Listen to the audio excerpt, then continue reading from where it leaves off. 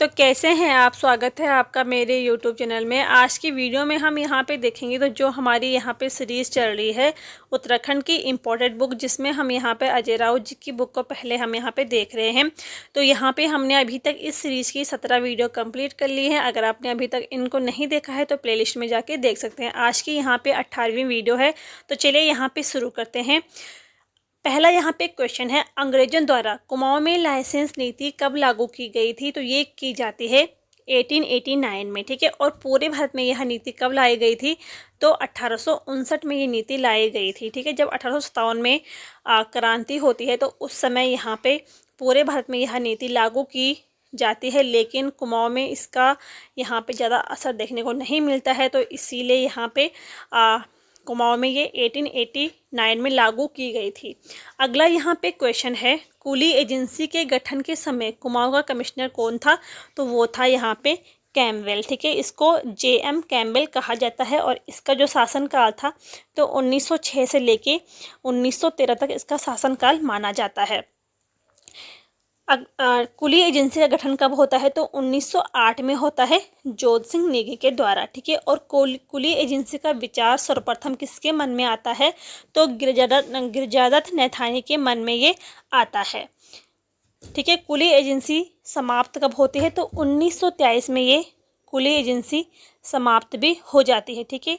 तो ये कैम्पबेल के शासनकाल में होता है। और इसके अलावा 1914 में होम रूल लीग की स्थापना भी अल्मोड़ा में हुई थी। अगला यहाँ पे क्वेश्चन है, किस कमिश्नर द्वारा तीर्थ यात्रियों के लिए डाक बंगले खोल दिए गए थे? तो वो यहाँ पे खोले जाते हैं बैटन के द्वारा, ठीक है। बैटन द्वारा डाक बंगलों पर विशेष ध्यान दिया गया और उस समय कुमाऊं में 4 डाक बंगले थे। एक था बमोरी में, एक था भीमताल, क्यूरा और रामगढ़ में, ठीक है। तो ये यहाँ पे 4 डाकघर थे कुमाऊं में, ठीक है। तो बंगले, ठीक है, कुमाऊं में 4 डाक बंगले थे और 1949 में तीर्थ यात्रियों के लिए खोले गए थे। अगला यहाँ पे जो क्वेश्चन है, नैनीताल में वेले जली हाई स्कूल कब स्थापित किया गया? तो ये किया गया था यहाँ पे 1884 में, ठीक है। इसके अलावा 1850 में नैनीताल मिशन स्कूल की स्थापना होती है। 1867 में शेरवुड कॉलेज की स्थापना होती है और 1888 में सेंट जोसेफ कॉलेज की स्थापना की गई थी। इन सभी की स्थापना रेमजे के द्वारा की जाती है। अगला यहाँ पे क्वेश्चन है, किस कमिश्नर द्वारा ठेकेदारी प्रथा को समाप्त किया गया था? तो ये क्या था? रेमजे ने। और कब किया था? तो 1558 में, ठीक है। अगला यहाँ पे क्वेश्चन है, कुमाऊं में वन विभाग की स्थापना कब हुई थी? तो कुमाऊं में वन विभाग की स्थापना होती है 1868 में। इसके अलावा 1864 में भारत में वन विभाग की स्थापना होती है। 1869 में गढ़वाल में होती है और 1885 में टिहरी रियासत में वन विभाग की स्थापना की गई थी। तो इनको यहाँ पे याद रखना है, क्योंकि ये जो डेट है ये काफ़ी इंपॉर्टेंट है, कभी कभी इससे क्वेश्चन बन जाते हैं। आगे यहाँ पे देखते हैं अगला क्वेश्चन, अंग्रेजों द्वारा चीड़ के वृक्षों से लीसा टीपान कब शुरू किया गया था? तो ये किया गया था 1890 से। ब्रिटिश काल में बंजर भूमि या वह भूमि जहाँ कभी खेती ना की गई हो उसको क्या कहा जाता था? तो उसको यहाँ पे कहा जाता था केसर ए हिंद, ठीक है। जो बंजर भूमि होती थी या जो ऐसी भूमि होती थी जहाँ पर कभी भी खेती ना की गई हो तो उसको ब्रिटिश काल में केसर ए हिंद कहा जाता था। अगला यहाँ पे क्वेश्चन है, किस वर्ष संरक्षित वनों को 2 भागों में खुले व बंद वन में बांटा गया था? तो ये बांटा गया था 1903 में, ठीक है। अगला यहाँ पे क्वेश्चन है, मंदिरों को दान दी जाने वाली भूमि को क्या कहा जाता था? तो उसको यहाँ पे गूंठ भूमि कहा जाता था। आगे यहाँ पे देखते हैं, ब्रिटिश काल का पहला वन बंदोबस्त कब किया गया था? तो ये किया जाता है 1861 में, ठीक है। और ब्रिटिश काल का दूसरा वन बंदोबस्त कब होता है? तो 1911 में होता है, ठीक है। ब्रिटिश काल का पहला वन बंदोबस्त तो 1861 में होता है और दूसरा होता है 1911 में। आगे यहाँ पे देखते हैं, वन आंदोलन के लिए गिरफ्तार हुई पहली महिला थी, तो वो थी यहाँ पे दुर्गा देवी। ठीक है। स्वतंत्रता आंदोलन के लिए जेल जाने वाली पहली महिला, तो वो थी बिस्नी देवी साहा। और राज्य आंदोलन के लिए जेल जाने वाली महिला, तो वो थी यहाँ पे तुलसी देवी। तो इन 3 नामों को भी याद रखना है कि वन आंदोलन के लिए गिरफ्तार हुई पहली महिला दुर्गा देवी, स्वतंत्रता आंदोलन के लिए जेल जाने वाली पहली महिला बिस्नी देवी, और राज्य आंदोलन के लिए जेल जाने वाली पहली महिला, तो वो तुलसी देवी थी।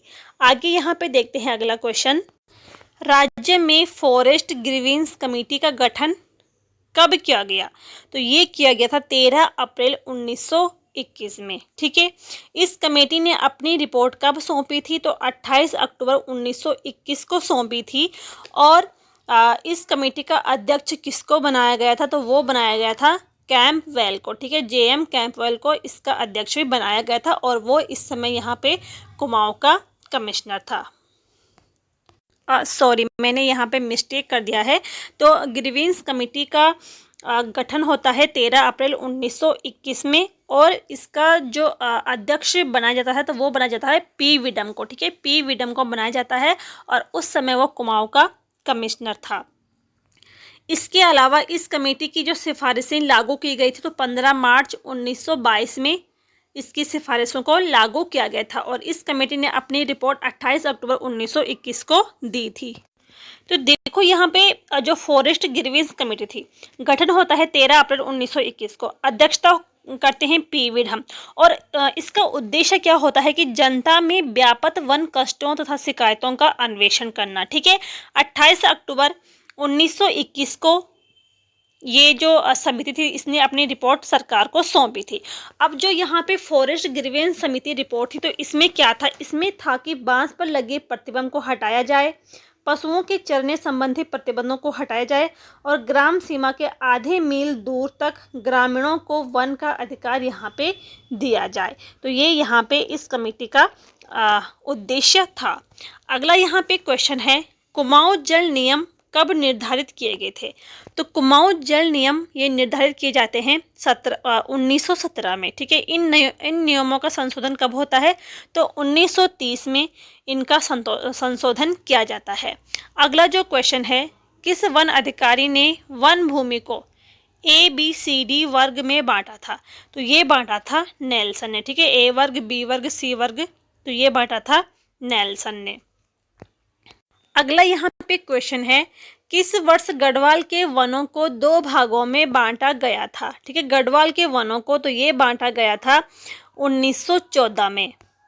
अभी हमने ऊपर जो देखा था, तो वो हमने यहाँ पे देखा था कि संरक्षित वनों को 2 भागों में, ठीक है, खुले और बंद वन में कब बांटा गया था? तो वो 1903 में बांटा गया था। लेकिन गढ़वाल के वनों को 2 भागों में कब बांटा जाता है?